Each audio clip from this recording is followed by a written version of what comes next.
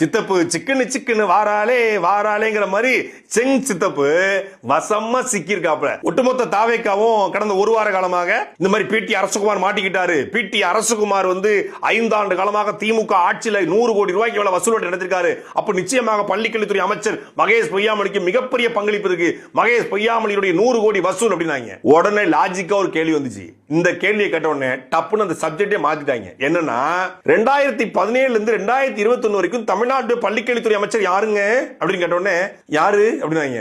உங்க பக்கத்துல உட்காந்துக்கார ஒரு சாரு, அவர் யாரு செங்ஸ்புரோ காலத்துல தான் பிடி அரசகுமார் பிஜேபியில அதிமுக கூட்டணிக்குள்ள இருக்காரு.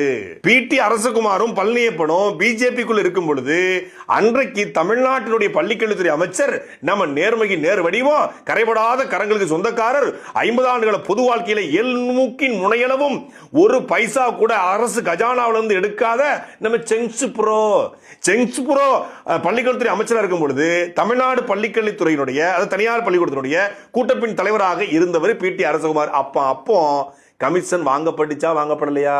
அந்த கமிஷன் செங்ஸ்புரோக்கு போச்சா போகலையா?